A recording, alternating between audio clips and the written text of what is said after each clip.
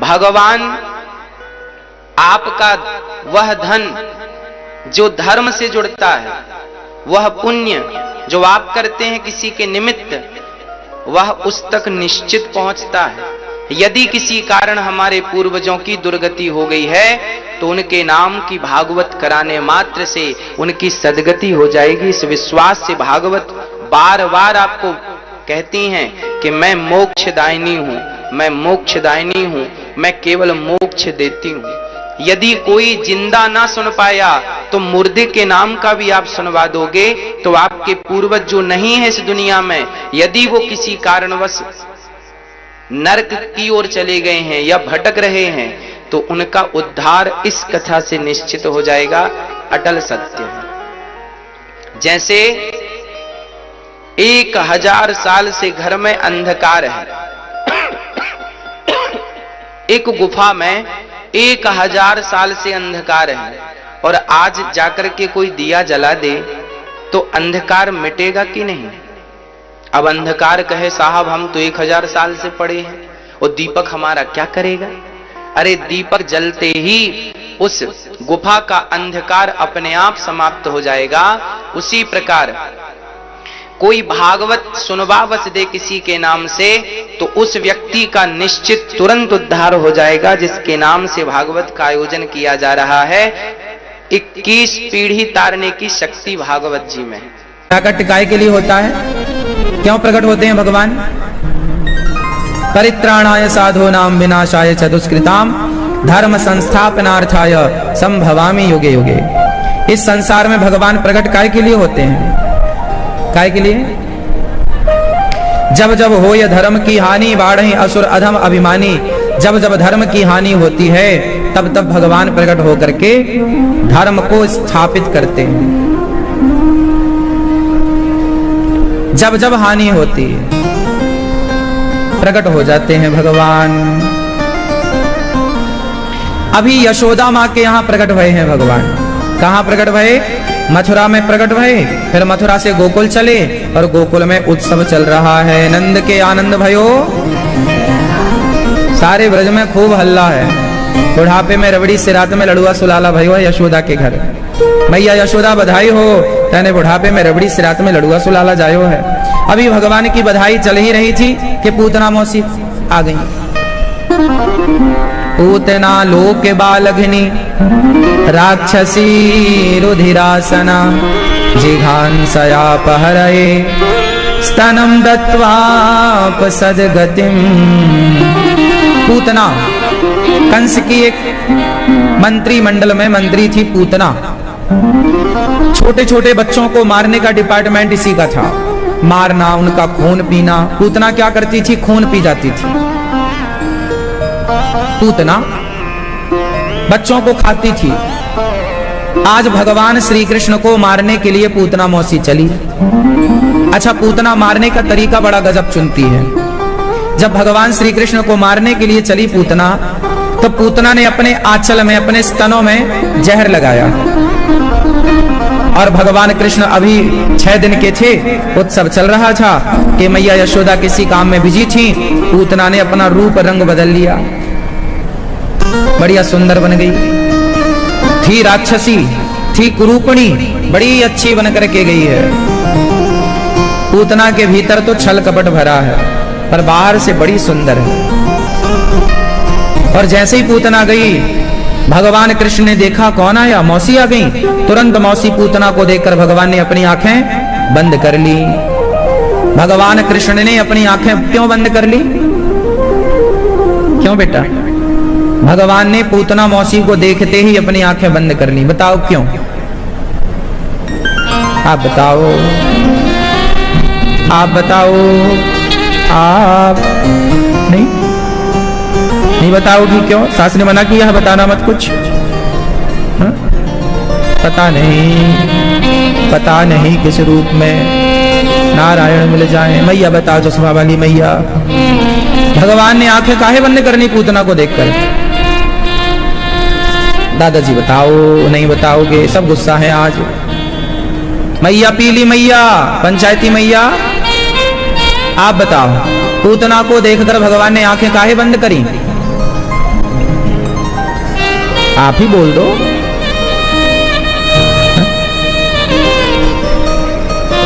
हाँ भैया बताएंगे हमारे, आपको कह रहे हैं आपके स्वामी जी।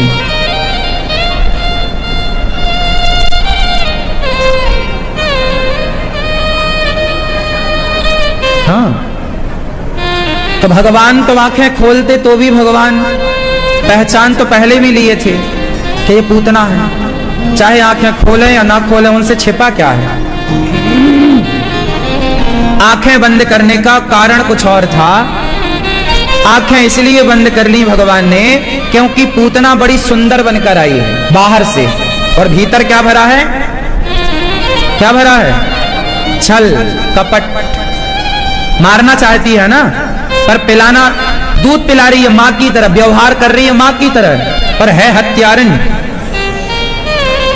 अब आप हमारी मां की तरह हमसे प्यार करो और आप अंदर से मारना चाहो तो ये तो कपट है। पूतना बस यही कर रही थी कि बाहर से तो वो मां की तरह व्यवहार है, दूध पी ले बेटा मेरा, और अंदर से वो आंचल में जहर भर करके मारना चाहती। तो भगवान कहते हैं, अब जरा भगवान का नियम सुनना भैया, आपकी लड़ाई दंगा हो गया हो तो सुन लो सरकार, ध्यान से सुनना। पानी पी पी के लड़ रहे हो आज आप, अब ठंडे दिमाग से सुनो। पूतना बाहर से अच्छी थी, भीतर से कपट था। हाँ या ना, क्यों भैया, कंफर्म है?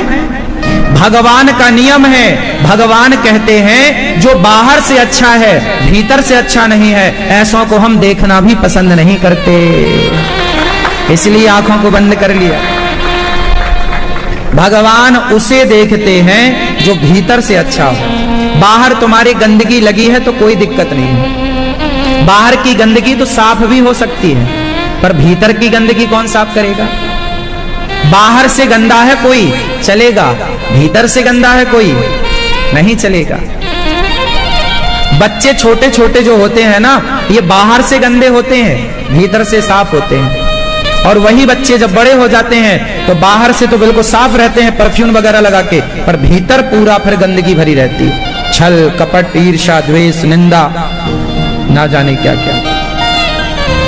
और भगवान को कौन लोग पसंद है? कौन लोग पसंद है? निर्मल। भगवान कहते हैं निर्मल मन जन सो मोहि पावा, मोहि कपट छल छिद्र ना भावा। कौन लोग पसंद है?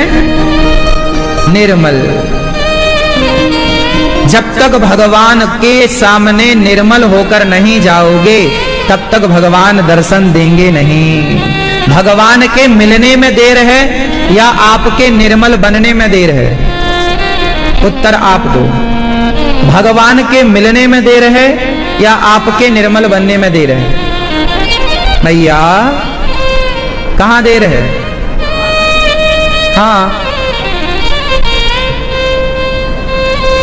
इतना निर्मल हो जाओ कि भगवान किसको मिलते हैं? निर्मल भाव वाले को। कैसा निर्मल?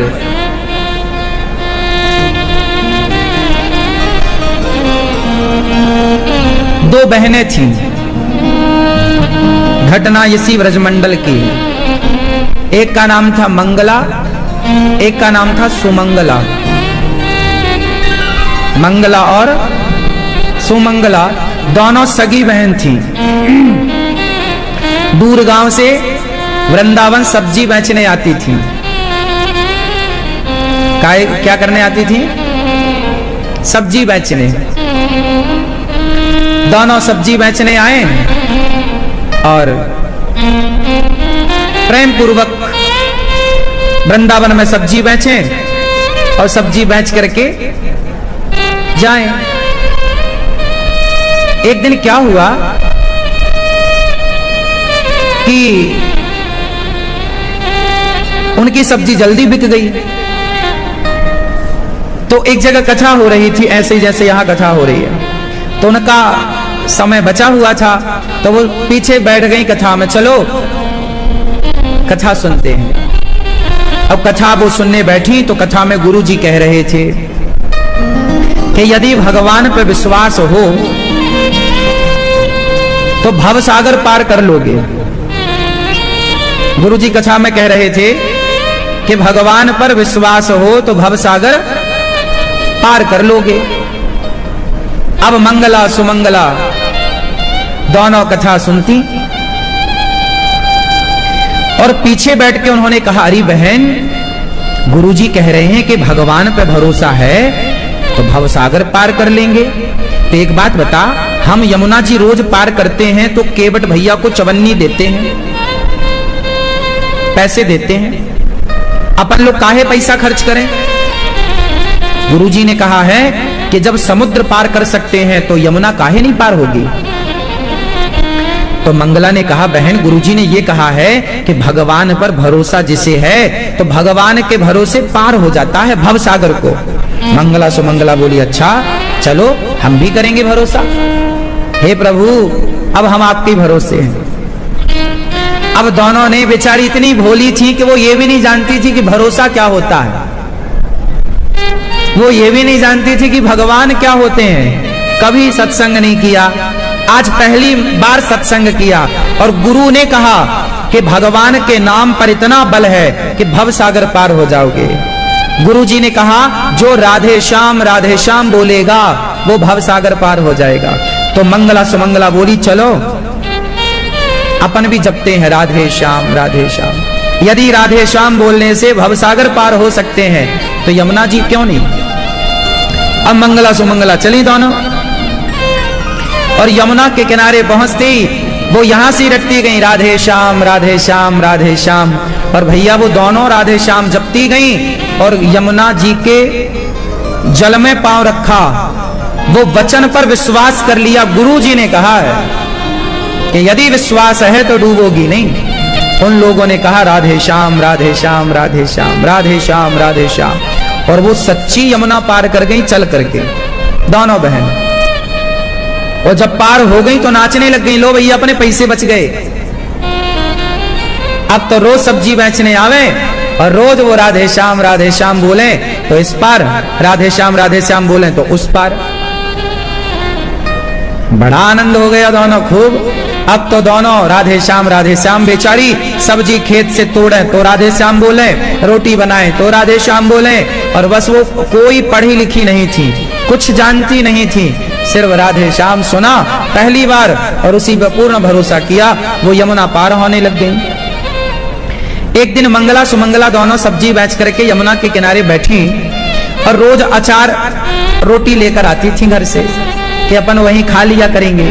तो अचार रोटी लेकर आई तो मंगला ने बोला, ये बता बहन, ये भगवान कैसे होते होंगे। अब कभी तो देखा नहीं, कभी तो सुना नहीं। मंगला बोली, भगवान कैसे होते होंगे। सुमंगला बोली, बहुत सुंदर होते होंगे। अच्छा, यदि अपने को देखना है तो कहाँ मिलेंगे। तो सुमंगला बोली, संतों के पास भगवान होते हैं। तभी हुआ क्या कि यमुना के किनारे एक साधु जी आ रहे थे, सवेरे का समय था। संत जी को यमुना तट पर वो आए, दीर्घ शंका जाना था उनको शौच के लिए। तो बाबा जी ने अपना सारा कमंडल डिब्बा, अपना कपड़े अपड़े उतारे और बाबा जी वहां जंगल की तरफ, झाड़ियों की तरफ चले गए शौच करने के लिए। अब मंगला सुमंगला ने देखा कि बाबा जी का सामान यही है। बाबा जी तो गए शौच करने, जरूर बाबा जी के सामान में भगवान होंगे। अब वो गई दोनों। अब उन्होंने कभी भगवान को नहीं देखा, बस सुना था कि भगवान जैसा कुछ है। अब कैसे होते हैं भगवान।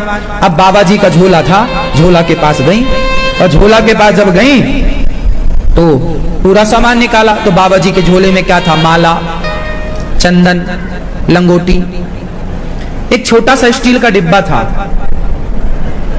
अब वो मंगला सुमंगला दोनों बोली, राम राम, भगवान तो लगता बाबा के पास नहीं है। बोलिए डिब्बे में शायद भगवान होंगे। तो डिब्बा खोला तो छोटे से गोपाल जी बाबा जी के पास, छोटे से लड्डू गोपाल। जब छोटे से गोपाल जी मंगला नाची, बहन मिल गए भगवान, देखिए भगवान। सुमंगला बोली राम राम, बाबा कितना निर्दयी है, भगवान को डिब्बे में रखा है। और देखो तो लगता है बाबा ने भगवान को डरा धमका के रखा है, टांग इनकी टेढ़ी है, पहली बार तो देखा था। तो अब वो मंगला सुमंगला बोली हे भगवान, अब थोड़ी देर के लिए ना पांव सीधे कर लो आप, बाबा जी अभी गए हैं, थोड़ा आराम कर लो, पांव सीधा करो। मंगला बोली लगता है भगवान डरे हुए हैं। तो सुमंगला ने भगवान का पांव पकड़ा और सीधा करना चाहा, तो सचमुच गोपाल जी के पांव सीधे हो गए, भगवान के पांव सीधे हो गए। अभी गोपाल जी कैसे बैठे रहते हैं, अब पांव सीधे हुए तो गोपाल जी हो गए खड़े, और खड़े हुए अब मंगला सुमंगला बहुत प्यार से देखी, वाह अच्छा ये भगवान होते हैं, ये हैं भगवान। अब दोनों जो अपनी अचार रोटी लाई थी, वो अचार रोटी का भोग लगा, प्रभु आप बहुत भूखे लग रहे हैं, खाओ।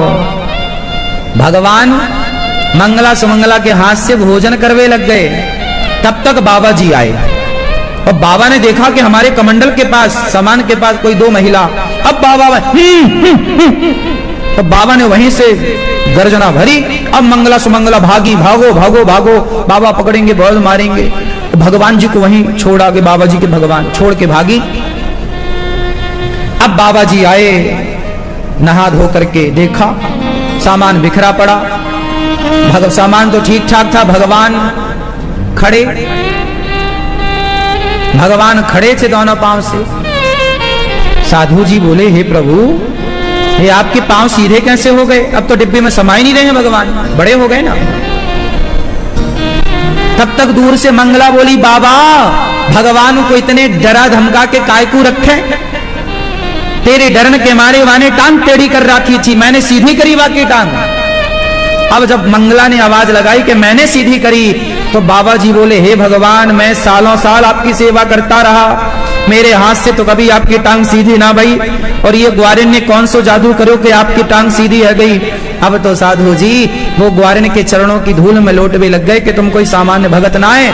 अब वो बाबा बुलाए पर वो मंगला सुमंगला आए ही ना, डर के मारे भाग गए। बाबा अपना उस प्रेम में भीग के चले गए। अब दूसरे दिन फिर मंगला सुमंगला आई। अब मंगला ने कहा बहन सुमंगला, हम रोज ना नाव से आया करते थे, अब पैदल आने लग गए हैं पानी के ऊपर, सोच हमारा कितना पैसा बचा। उसने हिसाब लगाया कि अभी तक हमारा ₹1.25 रुपया बच चुका है किराया का।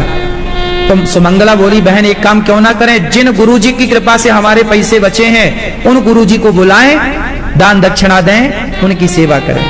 वो जो कथा सुना रहे थे गुरुजी उनको बुलाओ। अब सुमंगला मंगला ढूंढवे लग गई कि वो गुरुजी कहाँ हैं। अब वहां तो कथा पूरी हो चुकी थी, अब वहां वो गुरुजी मिले नहीं जहां वो पहली बार सत्संग सुनी थी। तो वो वहां से दूसरी जगह तीसरी जगह पूरे वृंदावन में ढूंढा, तो पता चला कि वो फलाने गुरुजी का घर वहां है। अब वो गुरुजी के घर पहुंची, गुरुजी जाके देखा, हाँ हाँ यही गुरुजी। गुरुजी चरणों में गिर पड़ी दोनों।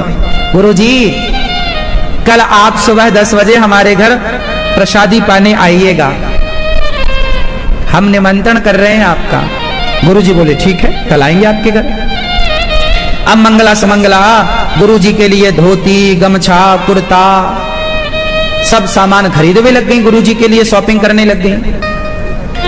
सवेरा सुबह हुआ, मंगला सुमंगला पूरी तैयारी, गाय के गोबर से घर को लीप कर गुरुजी के लिए फल फूल बढ़िया रख करके कुछ मेवा मिष्ठान भी बनाया होगा, और गुरुजी को लिवाने के लिए आई दोनों। चलो गुरुजी। मंगला रुक गई घर में कि मैं यहाँ घर की तैयारी करती हूँ, और सुमंगला चली लिवाने। अब सुमंगला आई, गुरुजी चलो। गुरुजी चले चले चले चले घर से आए, यमुना जी पास आए, तो गुरुजी ने देखा कि शायद हमारे लिए नाव की व्यवस्था हो, पर मंगला ने नाव की व्यवस्था तो करी नहीं।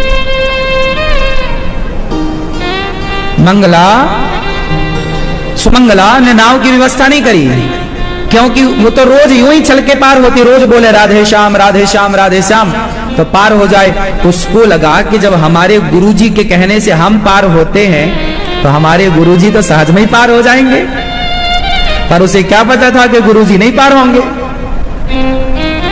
अब गुरुजी नाव की तरफ देखे पर नाव वहां थी नहीं, वो रोज एक अलग जगह से पार हुआ करती। अब सुमंगला गुरुजी को ले आई, चलो गुरुजी। अब वो बोलती जाए राधे श्याम राधे श्याम राधे श्याम राधे श्याम बोले और वो पानी में खड़ी हो गई। अब गुरुजी को लगा हे भगवान ये पानी में कैसे खड़ी है, लगता है यहाँ पत्थर होगा, अच्छा बड़ी गरीब है, लगता है नाव का पैसा खर्च नहीं करना चाहती तो हमें पैदल पैदल ले जाना चाहती। पर गुरुजी को लगा वहां तो गहरा है पर ये खड़ी तो है। तो गुरुजी ने जैसे तैसे अपना एक पांव आगे बढ़ाया तो ढूंढा पांव से एक पत्थर मिला, गुरुजी खड़े, हाँ हाँ पत्थर है। मंगला फिर आगे चली, सुमंगला आगे बढ़ी तो फिर गुरुजी ने पांव आगे बढ़ाया, वहां कोई पत्थर रहा होगा तो पत्थर पर गुरुजी खड़े। अब गुरुजी ने ज्यों तीसरा पांव बढ़ाया तो गुरुजी धड़ाम से यमुना जी में गिरे और यहां तक पानी, छाती तक पानी में डूब गए। अब गुरुजी चिल्लाए और गुरुजी संयोग से तैरना जानते नहीं थे और जैसे ही वो धम्म से गिरे तो सुमंगला ने गुरुजी का हाथ पकड़ लिया और वो ले जाने लग गई। अब वो ले जाने लग गई, अब तो क्या हुआ, गुरुजी को लगा हे भगवान ये पानी में चल रही है। गुरुजी को लगा ये जरूर कोई चुड़ैल है, पानी में चल रही है। अब वो बोलती जाए राधे श्याम। अब अच्छा वो राधे श्याम बोलना ना छोड़े, क्योंकि राधे श्याम बोलना छोड़ेगी तो वो भी डूबेगी। तो वो तो बोले राधे श्याम राधे श्याम राधे श्याम, और वो तो आगे आगे चली गई थी। वो तो जब धम्म की आवाज आई गुरुजी गिरे तो उसने पलट के देखा कि गुरुजी डूब रहे हैं, दौड़ी दौड़ी आई, हाथ पकड़ा और वो ले गई। और अब जैसे ही गुरुजी बीच नदी में पहुंचे, बीच यमुना में, अब गुरुजी समझ गए कि भगवान, उसने हाथ जोड़ा, गुरु हे चुड़ैलन देवी हमने क्या बिगाड़ा तुम्हारा, तुम काहे मारना चाहती हो हमें, छोड़ दो हमें, हमारे बच्चे हैं। अब जब गुरुजी बिल्कुल नीचे कोई अब पत्थर वत्थर नहीं, जमीन नहीं, अब गुरुजी को लगा ये बीच में ले जाके मारेगी। अब गुरुजी घबराए, हे भगवान तू कौन चुड़ैलन है, कौन है, भूत है, प्रेत क्या है, क्या बिगाड़ा हमने, काहे मारना चाहती है। अब बार बार गुरुजी बेचारे रोए और वो पकड़े हाथ, छोड़े ना। अच्छा वो इसलिए हाथ नहीं छोड़ रही थी कि वो छोड़ देगी तो गुरुजी और डूब जाएंगे, पर गुरुजी को ये लग रहा था कि और गहरे में ले जाके मारना चाहती है। अब बार बार जब गुरुजी रोए और हाथ छुड़ाना चाहें तब उस सुमंगला ने कहा, बोला, और वो हाथ पकड़े तो थी ही, उसके प्रभाव से गुरुजी भी पानी के ऊपर आ गए और दोनों पार लग गए। पार लगकर गुरुजी को जान में जान आई, चरणों में गिर पड़े, देवी तुम कौन हो और हमें कहां ले जाके मारना चाहती हो, क्यों मारना चाहती हो। तो चेली बोली, गुरुजी राम राम, हम काहे मारे, आप तो हमारे गुरु हो। तो गुरुजी ने बोला, ये बताओ ये तुमको पानी में चलने की विद्या किसने सिखाई। सुमंगला बोली, गुरुजी ने, आप नहीं सिखाई।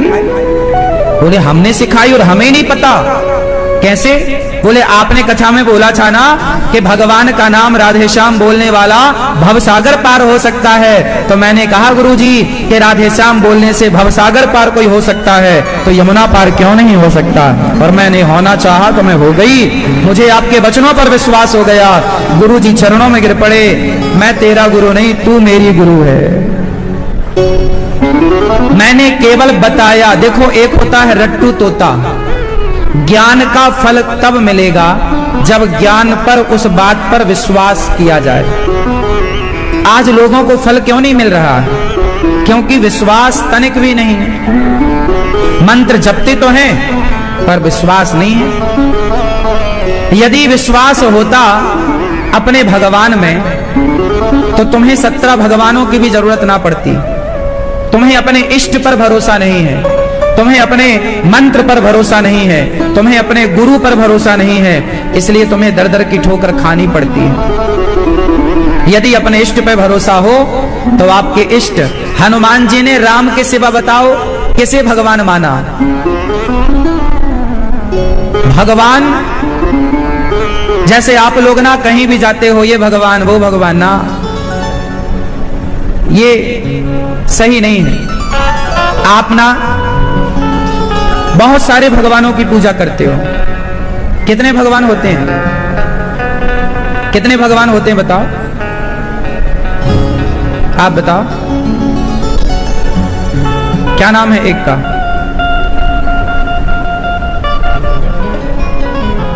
ये बात बता चुके हैं, फिर दोहराए देते हैं। भगवान एक होते हैं। पहले दिन ही ये बात हमने आपको बताई थी, या दूसरे दिन। भगवान एक होते हैं, उनका रूप अनेक है। उनके एक भगवान श्रीमन नारायण, वही राम है, वही कृष्ण है। तो आप अपने इष्ट पर विश्वास रखिए।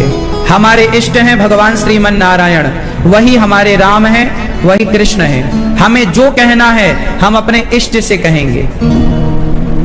जो दर्जा हमारे हृदय ने अपने इष्ट को दे रखा है, उस दृष्टि से हम किसी को देख नहीं सकते। जिस दृष्टि से आप अपने पति को देखती हो, क्या उस दृष्टि से क्या दूसरे पुरुष को देख सकती हो? जिस दृष्टि से आप अपनी पत्नी को देखते हो, उस दृष्टि से किसी और स्त्री को देखोगे तो वो सही माना जाएगा? बोलो, धर्म के अकॉर्डिंग वो सही है कि गलत है? उत्तर दो, गलत है। उसी तरह अपने इष्ट के तरह किसी और को इष्ट की तरह मानना, ये भी अपराध है। एक भगवान के सिवा अपने इष्ट, हमारे इष्ट भगवान श्रीमन नारायण है। नारायण में और राम और कृष्ण में कोई अंतर नहीं मानना चाहिए। जो राम है वही कृष्ण है, जो कृष्ण है वही नारायण है। एक दृष्टि से सबको नहीं देखा जा सकता।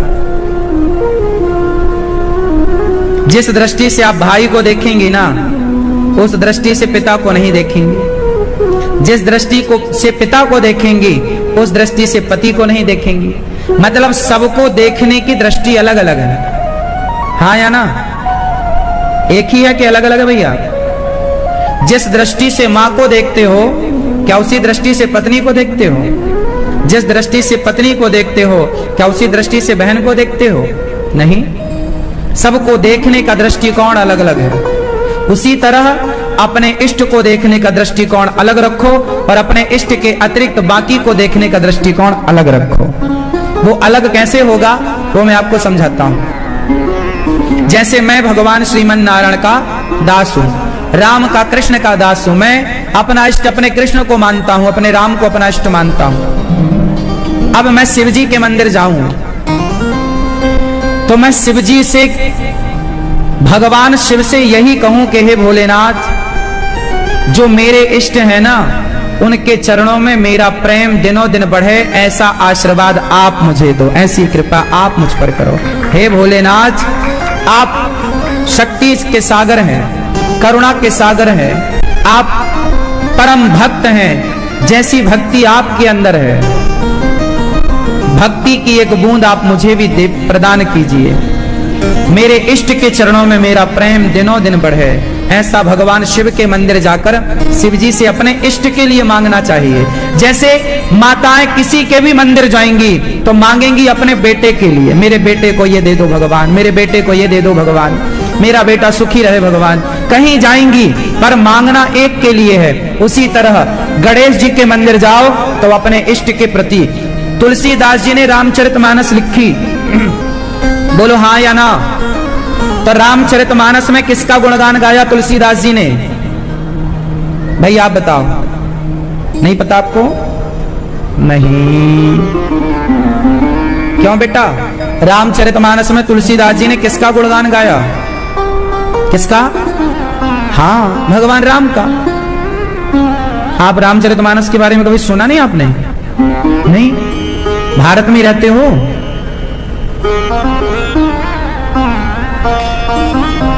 रामचरितमानस में किसके बारे में गाया तुलसीदास जी ने? राम जी के बारे में। तुलसीदास जी किसके भक्त हैं? जोर से, थोड़ा जोर लगाओ मेरी माँ। आप लोग धीरे धीरे बोलते हैं इसलिए हमारे भैया सुन नहीं पाए। थोड़ा जोर से बोलते तो सब सुनते। तुलसीदास जी किसके भक्त हैं? लेकिन जब रामचरितमानस लिखते हैं तुलसीदास जी तो रामचरितमानस में तुलसीदास जी ने सबसे पहले प्रणाम किसको किया? बताओ जरा। सबसे पहला प्रणाम वर्णानाम अर्थ संघानाम रसानाम छंदसामपि मंगलानाम च कर्तारौ वंदे वाणी विनायकौ। गणेश जी की वंदना करी। अब जब तुलसीदास जी राम के भक्त हैं तो गणेश जी की वंदना क्यों करते हैं? गणेश जी की वंदना करके वो मांग क्या रहे? अरे गणेश जी की पूजा करना बुरा नहीं है, पर गणेश जी से तुलसीदास जी ने कहा, हे गणेश जी मेरी वाणी में ऐसी शक्ति भर दो कि मेरी वाणी, हे गणेश जी मेरे राम का ही गुणगान गाती रहे। हे गणेश जी ऐसे कृपा करो। गणेश से जी से मांगा क्या तुलसीदास जी ने? राम जी की भक्ति। ये होता है इष्ट के प्रति समर्पण। फिर देखो, भवानी शंकर वंदे। तुलसीदास जी ने सबसे पहले गणेश जी की वंदना करी, फिर शंकर जी की वंदना करी। अब जब तुलसीदास जी राम के भक्त हैं, तुलसीदास जी के इष्ट राम हैं, तो वो शंकर जी की वंदना क्यों कर रहे हैं? हाँ, क्योंकि शंकर जी राम के बहुत बड़े भक्त हैं। बिना शिव की कृपा से, बिना शिव की कृपा से राम की कृपा नहीं हो सकती। इसलिए राम की कृपा को पाने के लिए पहले शिव की कृपा पानी आवश्यक है। तो तुलसीदास जी ने भवानी शंकरौ वंदे श्रद्धा विश्वास रूपिणौ। हे भगवान शिव माता पार्वती के सहित मैं आपके चरणों में नमस्कार करता हूं। हे प्रभु, आप ऐसी कृपा करो कि जैसे आपके बारे में कहा गया, सदा वसंतम हृदयारविंदे। शंकर जी के हृदय में सदा किसका वास है? सीताराम। तो तुलसीदास जी ने कहा कि जैसे आपके हृदय में सीताराम बसते हैं, ऐसे आप कृपा करो कि आपकी कृपा से मेरे हृदय में भी मेरे सीताराम बसने लग जाएं। देखो तुलसीदास जी ने शंकर जी से क्या चाहा। अब आप लोग समझ नहीं पाते ना, आप समझ नहीं पाते तो आप लोग क्या बोलते हैं? मैं तो राम का भगत हूं, मैं शिव जी के मंदिर क्यों जाऊं? मैं तो शिव जी का भगत हूं, राम के मंदिर क्यों जाऊं? अरे भैया, शिव के भगत हो ना तो राम के मंदिर जाकर कहो, हे राम जी हमें शिव जी के चरणों गुणग्राम पुण्यारण्य विहारिणौ वंदे विशुद्ध विज्ञानौ कवीश्वर कपीश्वरौ। तुलसीदास जी हनुमान जी की वंदना करते हैं, हनुमान जी से भी मांगते हैं कि जैसे आप राम के भक्त हैं, ऐसे कृपा करो तो मेरे अंदर भी कुछ राम की भक्ति का बीज अंकुरित हो। हे हनुमान जी, ऐसे। तो बात समझ में आ गई? भगवान कितने हैं? इष्ट कितने हैं? इष्ट एक।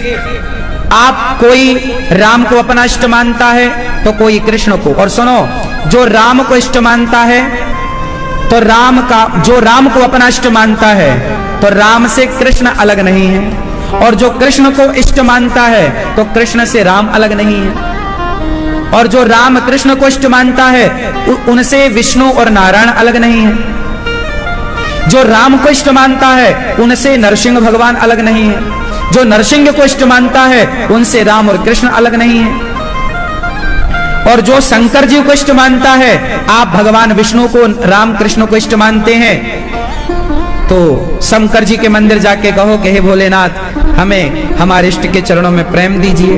आप शिव जी को अपना इष्ट मानते हो तो राम कृष्ण के मंदिर जाके शिव जी का प्रेम मांगिए। आप दुर्गा को अपना इष्ट मानते हो तो आप भगवान के मंदिर जाके मां भगवती का प्रेम मांगिए।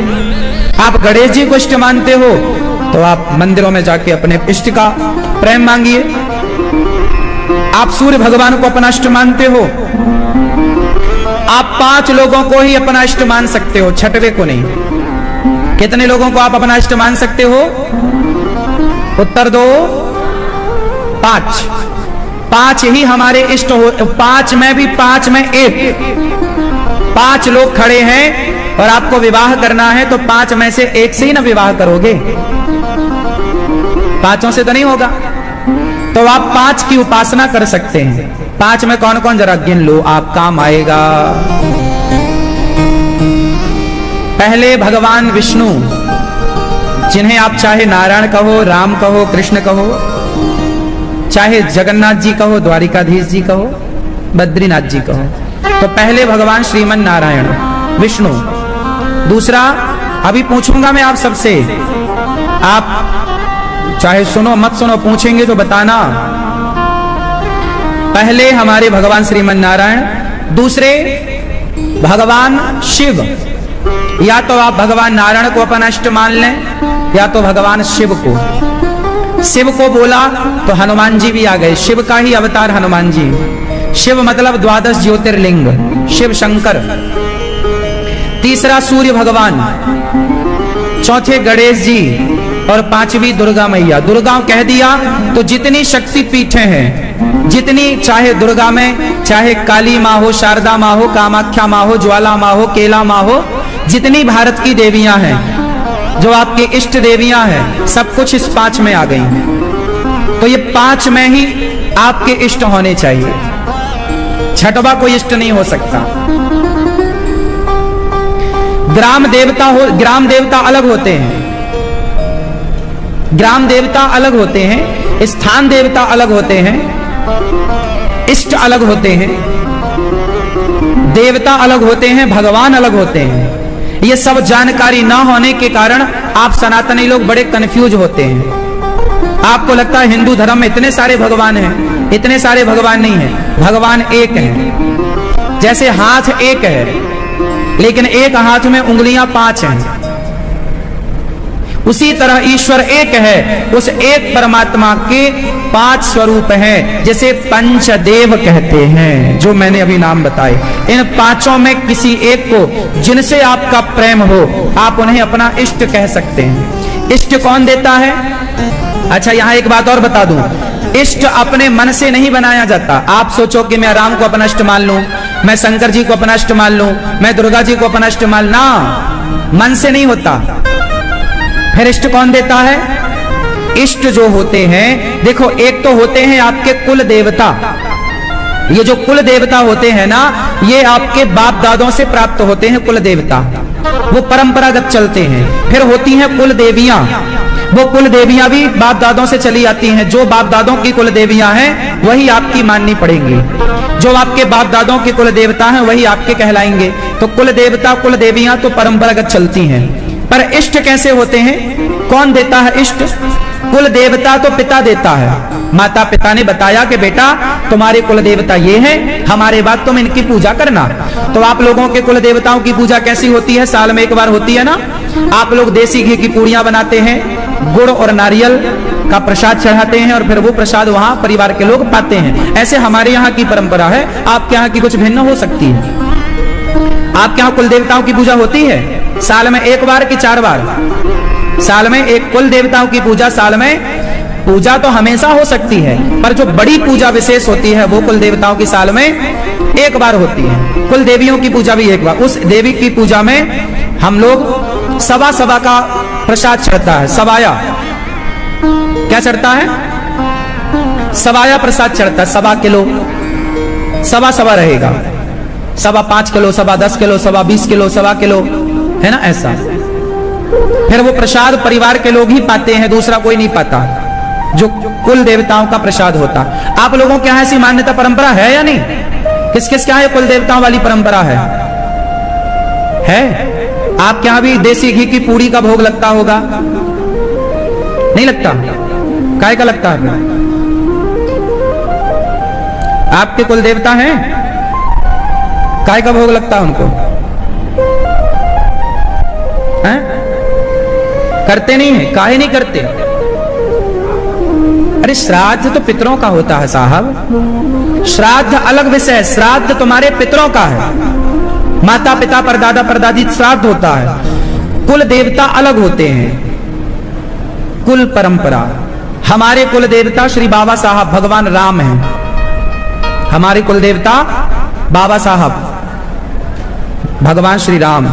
बाबा साहब मतलब जब भगवान राम दुल्हा बन के जा रहे थे ब्याह करने, तो हमारा शांडिल्य गोत्र है। हमारा दास अनिरुद्ध का गोत्र क्या है? शांडिल्य। आपका गोत्र क्या है? हाँ, शांडिल्य गोत्र हमारा है। तो जब राम जी दुल्हा बनकर गए तो राम के उस दुल्हा वाली छवि को कुछ लोगों ने देखा, हमारे पूर्वजों ने देखा, शांडिल्य गोत्र वालों ने देखा और राम की वो दुल्हा वाली छवि अपने चित्त में बसा ली और उस छवि को ही, अपने राम को ही, उस छवि को कुल देवता मानकर राम की पूजा ही करने स्टार्ट कर दी। वही हमारे कुल देवता है। हमारे कुल देवता बाबा साहब मतलब श्री राम, जो साल में एक बार हम लोग पूजा करते हैं। आपके कुल देवता अलग हो सकते हैं, सबके, हम आप में से बहुत लोगों के कुल देवता बाबा साहब हो सकते हैं। जो हमारे शांडिल्य गोत्र वाले हैं उन सबका पूरे भारत में वो कहीं भी होंगे तो उनके कुल देवता बाबा साहब ही होंगे। गोत्र पासवर्ड है, इसलिए कुछ भूलो भैया, गोत्र ना भूलना।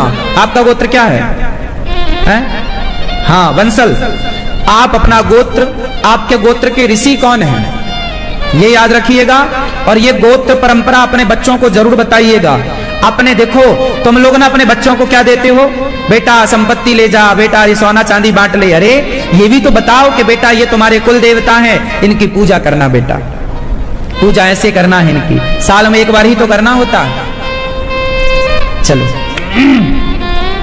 तो कुल देवता जो होते हैं वो अलग होते हैं, जो पितर होते हैं वो अलग होते हैं और जो इष्ट होते हैं वो अलग। अब इष्ट कौन है? अब मैं बता दूं इष्ट कैसे दिए जाते हैं और लिए जाते हैं। इष्ट कौन देता है? इष्ट देते हैं गुरु। इष्ट कौन देते हैं? गुरु। गुरु क्यों बनाते हैं? जब तक गुरु जी नहीं बनाओगे तब तक आपके कोई इष्ट नहीं होंगे। आप मान लो कि कृष्ण मेरे इष्ट हैं तो मान लेने से नहीं होगा। क्यों मान लेने से नहीं होगा? छोटी लड़की होती है ना, वो खेल खेल में माँ को मांग भरते देखती है ना, तो मांग उसकी वो भी भर लेती है मांग, मैं भी सजूंगी माँ की तरह। वो भी लिपस्टिक लगा लेती है पूरे गालों में, छोटी गुड़िया, और वो भी मांग भर लेती है। उसको लगता है माँ भरी है ना, मैं भी भरूंगी। क्यों? छोटी छोटी बच्चियां मांग भर लेती हैं कि नहीं, माँ को देख देख के? हाँ या ना? अब बताओ, उस भरी हुई मांग का कोई अर्थ है? क्या कोई ये कहेगा कि इसकी शादी हो गई? कोई नहीं कहेगा। वो तो खेल खेल में बच्चे भर लेते हैं। मांग कौन देता है? सिंदूर कौन देता है? पति। पति जब तक मंडप के नीचे विधि विधान से मांग ना भरे तब तक आपका विवाह ना माना जाएगा। क्यों जी, बात सही है? जैसे मांग सिंदूर पति देता है, उसी तरह इष्ट गुरु जी देते हैं। बिना गुरु के दिए आप मान लो, वो मान्यता। इसलिए गुरु होने चाहिए, बिना गुरु के इष्ट नहीं मिलेंगे। गुरु जी ही बोलेंगे कि बेटा आज से तुम्हारे इष्ट ये। गुरु जी गुरु मंत्र देते हैं और जिनका मंत्र है, मतलब जो मंत्र है, जैसे मंत्र आपका, मंत्र बोला नहीं जाता इसलिए मैं बोलने में संकोच करता हूं, आप समझ लीजिएगा। जो मंत्र है वही आपके इष्ट हैं। मंत्र यदि राम का मिला है तो आपके इष्ट राम है। मंत्र कृष्ण का मिला है तो आपके इष्ट कृष्ण है। मंत्र शिव जी का मिला है तो आपके इष्ट शिव जी हैं। मंत्र डिसाइड करेगा कि आपके इष्ट कौन होंगे। गुरु परंपरा डिसाइड करेगी कि आपके इष्ट कौन होंगे। जैसे हमारी संप्रदाय है श्री संप्रदाय। हमारी संप्रदाय जो मंत्र हम जपते हैं वही मंत्र माता लक्ष्मी जी जपती हैं। भगवान नारायण ने मंत्र दिया माता लक्ष्मी जी को, लक्ष्मी जी ने मंत्र दिया विश्वक्सेन जी को, विश्वक्सेन जी ने फिर परंपरागत यमुनाचार्य जी को, यमुनाचार्य जी के बाद फिर आके जाके भगवान श्री रामानुजाचार्य जी को, और रामानुजाचार्य जी के बाद ये परंपरा आगे चली और फिर वही मंत्र परंपरागत हमारे गुरु जी को मिला, फिर वही मंत्र गुरु जी ने हमें दिया, फिर वही मंत्र जो मंत्र हमें परंपरागत मिला है वही मंत्र फिर हम जो लेता है गुरु मंत्र उसे देते हैं। तो वो परंपरागत मंत्र हुआ और परंपरागत वही ज्ञान है, परंपरागत वही परंपराएं हैं। परंपराएं होती हैं, गुरुओं की भी परंपरा होती है। आप लोग ये भी नहीं जानते गुरु किसे बनाना चाहिए। परंपरागत गुरु होना चाहिए। यदि गुरु परंपरागत नहीं है तो आपका ना कल्याण यहां है ना वहां कल्याण है। गुरु परंपरागत होना। गुरु कौन कैसा? जिसके पास परंपरागत मंत्र। बताओ क्या माँ की ये जिम्मेदारी नहीं होती कि बेटा तुम अपने धर्म को भी जानो, अपनी संस्कृति को भी जानो? क्यों मैया, ये जिम्मेदारी नहीं है? फिर आप अच्छी माँ नहीं हो यदि आपने ये संस्कार नहीं दिए तो। अच्छी है आपकी माँ? अच्छी नहीं है? देखो बच्चा भी बोला अच्छी नहीं है, कुछ सिखाया ही नहीं आपने।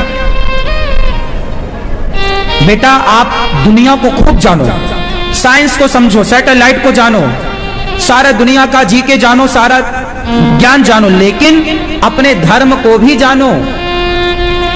क्यों?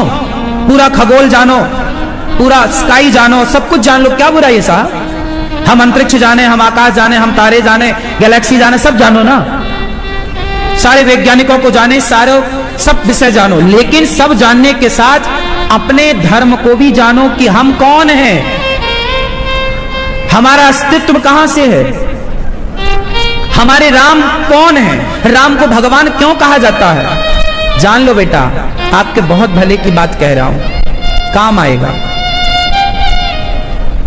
मैया ये बच्चे तुम्हारे पांव दबाते हैं, तुम्हारी गलती है। तुमने कभी ये सिखाया नहीं कि मां भगवान होती है बेटा।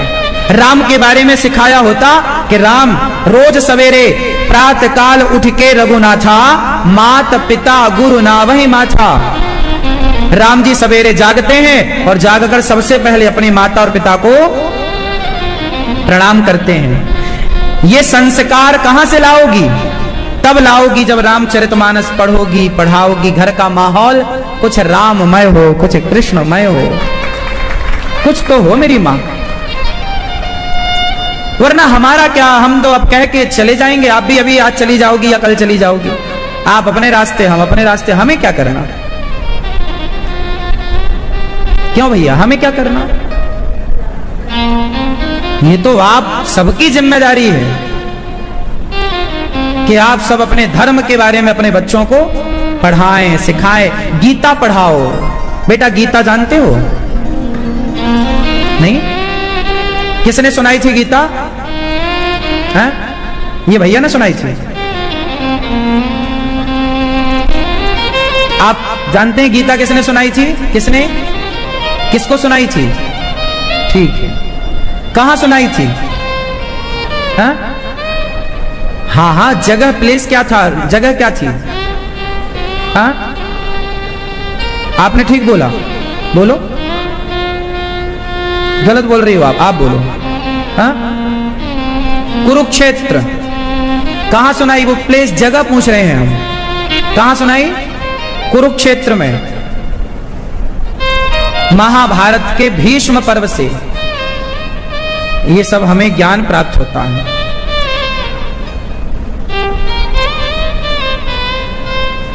महाभारत एक बहुत बड़ा दिव्य ग्रंथ है,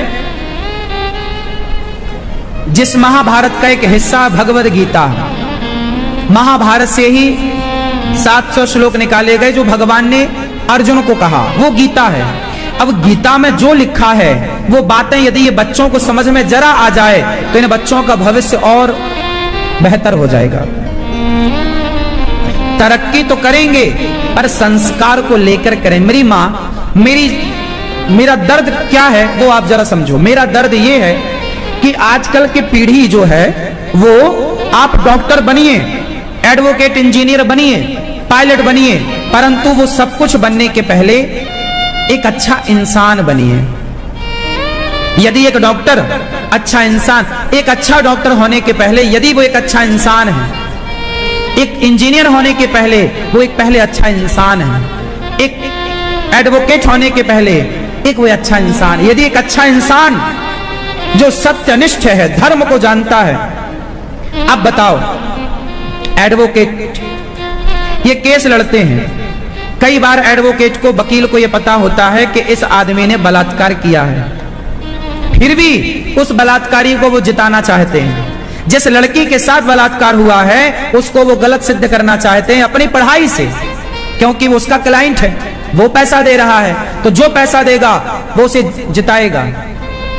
अब वो जिता भी देता है, जिता भी देता है। आप बहुत पढ़े लिखे एडवोकेट हो सकते हैं साहब, आपने बलात्कार करने वाले को बाइज्जत बरी करा दिया, जिता दिया, और जिस लड़की के साथ बलात्कार किया हुआ उसको गुनहगार साबित कर दिया। हो सकता आपकी पढ़ाई से आप ऐसा कर लें, लेकिन ये आपके एक अच्छे इंसानियत का परिचय नहीं।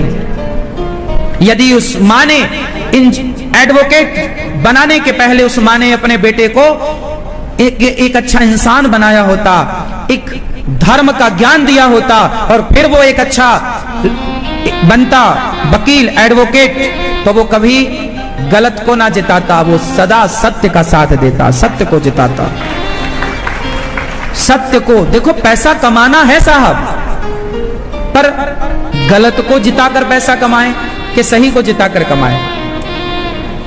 यदि माँ ने एक अच्छा इंसान बनाया होता, संस्कार दिया होता, तो कुछ डॉक्टर मुर्दों को क्यों भर्ती करते अपने हॉस्पिटल में? क्या ऐसा आप नहीं सुनते? कुछ डॉक्टर ऐसे होते हैं पैसे के लोभ से मुर्दे को ही भर्ती कर लेते हैं, हाँ या ना? किडनियां बेच देते हैं, हाँ या ना? क्योंकि वो एक अच्छा डॉक्टर हो सकता है, एक अच्छा इंसान नहीं हो सकता। एक अच्छा इंसान होगा ना मेरी माँ, तो वो एक अच्छा डॉक्टर भी होगा और ईमानदारी से राष्ट्र की सेवा करेगा। तो आप बताओ, आपको एक अच्छा डॉक्टर चाहिए, एक अच्छा इंजीनियर चाहिए, या उसके पहले एक अच्छा इंसान चाहिए? पहले अच्छा इंसान बनाओ, अपने बच्चों को संस्कारवान बनाओ, दयावान बनाओ, धर्मवान बनाओ, फिर जो मर्जी करे डॉक्टर, इंजीनियर, पायलट सब बनाओ, सारे रास्ते खुले हैं, बुराई क्या है? तो शंकर जी के मंदिर जाओ तो इष्ट के चरणों में प्रार्थना करो। तो तुलसीदास जी ने सबको नमन किया, सबको वंदन किया और अपने इष्ट के प्रति समर्पण भाव रखा। तो आप 5 लोगों को अपना इष्ट मान सकते हैं, 5 की उपासना कर सकते हैं। आजकल कुछ लोग ना मनमाने भगवान, जो मन में आया आप उसी को भगवान कह देते हैं। सब भगवान नहीं हो सकते, ठीक है? सबको प्रणाम करो गुरु के रूप में। भगवान तो भगवान, बोलिए कृष्ण कन्हैया लाल की। अब आप में से किस किस को ये पता लगा कि गुरु मंत्र क्यों लिया जाता है? बिना गुरु मंत्र के इष्ट नहीं होते, जैसे बिना विवाह के पति नहीं होता। अब कोई स्त्री कहे कि हम इस आदमी के साथ रहते हैं, विवाह करने की क्या जरूरत है तो पति। आप रहो पति पत्नी की तरह, आप बच्चे भी पैदा कर लो, पर आप विवाह ना करो तो समाज आपके संबंध को स्वीकार नहीं करेगी। क्यों जी स्वीकार करेगी? बिना विवाह के कोई स्त्री पुरुष रहे और बच्चे पैदा करें तो क्या उस संबंध को समाज स्वीकार करेगी? बिना विवाह के जैसे आपके संबंध स्वीकार नहीं होते, ऐसे बिना मंत्र के, बिना गुरु के भक्त और भगवान के संबंध भी स्वीकार नहीं होते। इसलिए गुरु है, और ये कोई आज से नहीं है, कोई मैं बोल रहा हूं ऐसा नहीं है। राम ने भी गुरु बनाए, श्री कृष्ण ने भी गुरु बनाए, बड़े बड़े संतों ने, बड़े बड़े ऋषियों ने गुरु परंपरा को फॉलो किया, क्योंकि बिना गुरु के वो चले गई नहीं परंपरा। इसलिए अपना गुरूर छोड़िए और किसी अच्छे गुरु की शरण में जाके अपना मार्गदर्शन लीजिए।